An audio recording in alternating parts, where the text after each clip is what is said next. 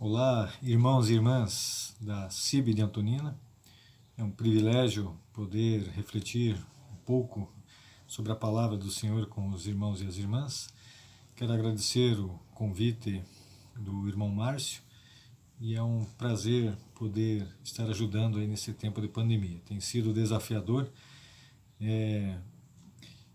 viver esses novos tempos. Penso que como os apóstolos, principalmente o apóstolo Paulo, no início da igreja, se comunicava muito com as igrejas distantes via cartas. Agora nós estamos tendo essa experiência de nos comunicar com igrejas distantes, de outros lugares, através de vídeo. Tem sido desafiador. Peço que os irmãos, então, tenham compreensão com a questão aí da tecnologia ou com eventuais falhas nesse processo aí, que está sendo um período aí de aprendizado para todos os pastores. O texto que eu quero compartilhar com os irmãos nesta manhã se encontra no Evangelho de Mateus, capítulo 4, versículo 1, que diz: Então Jesus foi levado pelo Espírito ao deserto para ser tentado pelo diabo. O tema dessa reflexão é levados ao deserto, ou um passeio indesejado, quando nós temos esse tipo de experiência de passar por um deserto. Penso que o momento que nós estamos atravessando com a questão da pandemia tem sido uma espécie de deserto na vida da igreja. Deserto é um sinônimo de lutas, de sofrimento, de dificuldades, um lugar solitário, um mundo de dificuldades. Deserto é um lugar seco, devastado, onde falta água, falta alimento, um lugar que as pessoas não gostam muito de estar. O deserto ele tem muitas faces, principalmente a face angustiante da vida, que muitas vezes nós atravessamos. Como disse, talvez esse momento que nós estamos passando de pandemia se assemelhe muito a isso. Deserto é literalmente um lugar difícil de viver, onde não são permitidas regalias ou qualquer tipo de privilégio. Quando nós entramos no deserto, automaticamente nós saímos da nossa zona de conforto e ficamos sujeitos a todos os tipos de escassez. Deserto, então, é tudo aquilo que nós queremos evitar.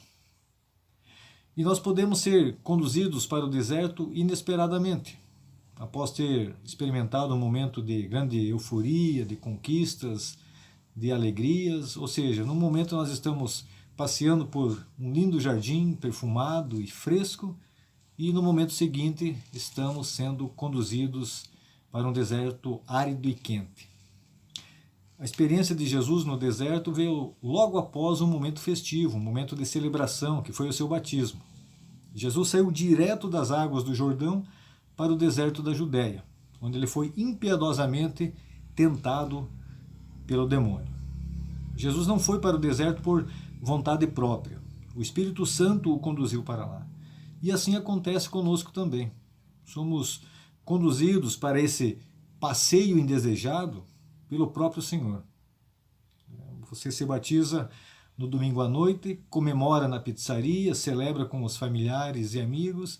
Agora você tem uma nova vida, mas na manhã seguinte um colega no trabalho faz algum tipo de besteira, acusa você injustamente, o seu chefe acredita e ele dá uma advertência.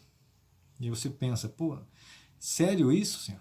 Acabei de me batizar e esta é a minha recompensa, eu estava tão feliz. Nós temos uma experiência parecida no Antigo Testamento, com o profeta Elias. No livro de 1 Reis, capítulos 18 e 19, após uma vitória sensacional, onde o sobrenatural de Deus foi revelado de forma grandiosa na vida do profeta Elias, ali no confronto que ele teve com os profetas de Baal, ele ouviu que Jezabel queria matá-lo. No capítulo 19, 3 de 1 Reis, diz que ele fugiu então para o deserto.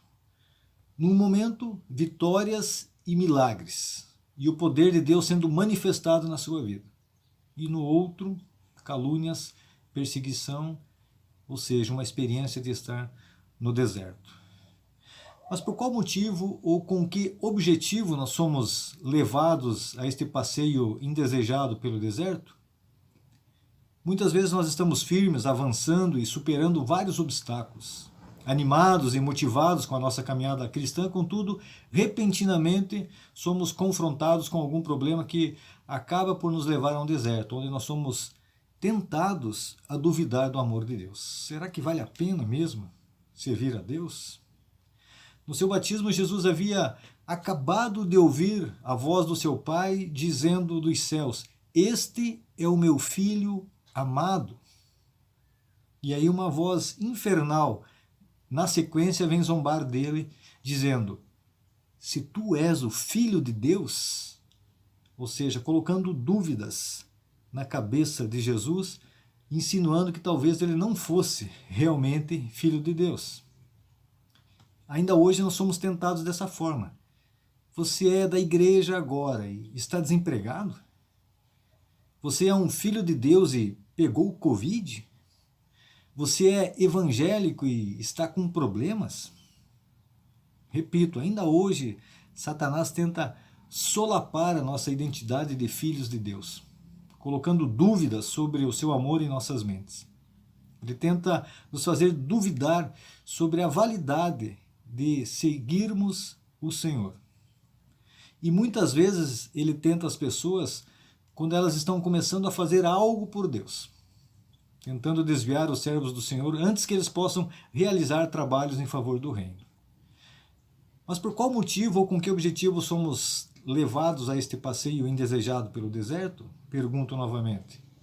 Porque deserto é lugar de sofrimento, de angústia, de cobranças, de solidão, de ansiedade, de dificuldades. Mas eu penso que há algo importante também com esta questão de sermos levados ao deserto. Deserto também é lugar de aprendizado e crescimento. São nesses momentos que vêm à tona os nossos medos, incertezas, fragilidades, e são nessas horas então que nós percebemos que não somos super-homens ou super-mulheres, mas ao contrário, somos homens e mulheres frágeis. E Deus permite realidades assim em nossas vidas para ver o que está realmente em nosso coração. Em nosso contexto de vida, nós passamos por lutas, conflitos e provações. E aos olhos humanos parece que nós não vamos conseguir vencer. Contudo, quando nós estamos em meio ao deserto, Deus tem a oportunidade de conhecer o nosso coração. Ele quer ver nossas reais intenções e propósitos. Por que é que nós decidimos servir a Deus? Por que é que nós realmente estamos frequentando uma igreja? Será que é porque reconhecemos a nossa dependência dele, reconhecemos os nossos pecados e a necessidade de arrependimento e o perdão dele? Ou porque queremos apenas ganhar coisas de Deus? Queremos um seguro espiritual contra as mazelas da vida?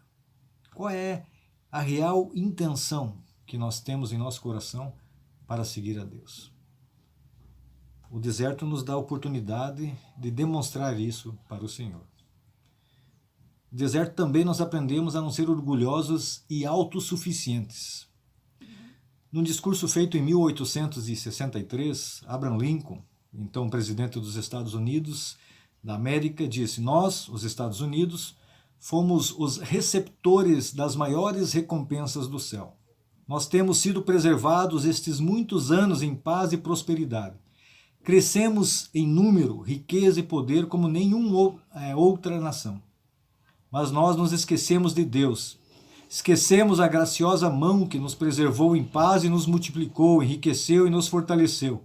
E imaginamos em vão, no engano de nossos corações, que todas estas bênçãos foram produzidas por nossa sabedoria e virtude.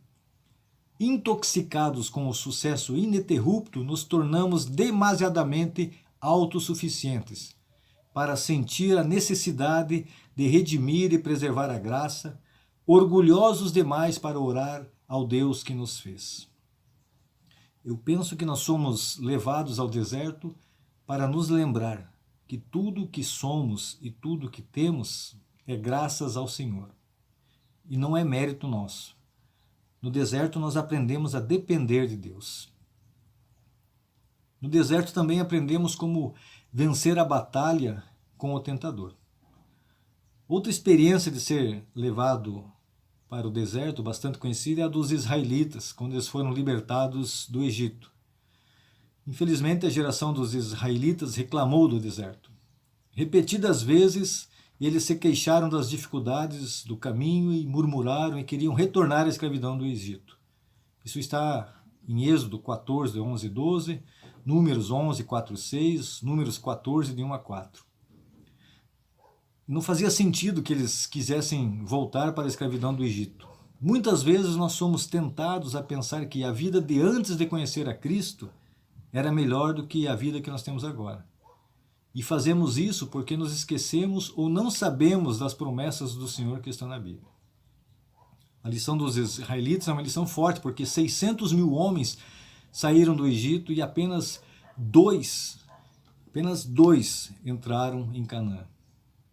Todos eles passaram pelo mar e participaram da alimentação providenciada por Deus no deserto. Todos eles testemunharam o poder de Deus e os grandes milagres e livramentos na saída do Egito. Viveram aquilo ao vivo e a cores. Porém, como está em 1 Coríntios 10:5, Deus não se agradou da maioria deles, por isso seus corpos ficaram espalhados no deserto. Jesus nos dá o exemplo ideal sobre isso. No deserto, onde 99,99% dos israelitas fracassaram, Jesus venceu a batalha. Qual a diferença entre o povo de Israel e Jesus?